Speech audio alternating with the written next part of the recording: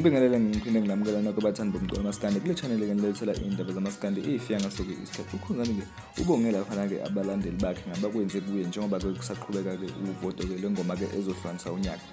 Abalandeli ke baKhuzani ke abamile ngempela ke naye boke ukukhankasa lapha ke enkundleni zokuxhumana kanti naye ke futhi ke ulokhu ephushile ke ukuthi ke mapulation apulayo ke asiphusheni ke kuze kuyovala ke ukuvota njengoba ke sazi ke ukuthi ke yona ke ingoma kaKhuzani ke ilapha ke kunombolo 1 ke kuyo ke i-top 10 ke ingoma ke ezonqamula unyaka kanti ke ekamthandana ke ilokhu ibambe lapha ke unumber 2 yona ke iParis ke kamthandani afeature shokweni ulwa dokolo.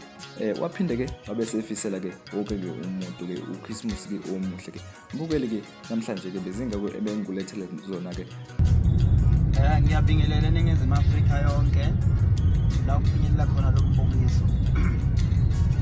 Ngiyacela ke abantu bakithi ukubafisela uChristmas omuhle onezilokotho ezinhle kuzona zonke inkalo kona wonke amakhona alomhlaba. Abaqhubeke abantu beyiphathe kahle bejabule bezibheke bengakhohlwa ukuthi kusenempilo nangale kwaChristmas. Ngiyafisa ke futhi ukudlulisa umlayezo wokuthi ngiyabathanda kakhulu indlela abangiseka ngayo empilweni wami engiyenzayo. Lokho kungenza ugqozi lokuqhubekela phambili njalo. Bengayeki ke uku-SMS ingoma bethumele ku-365.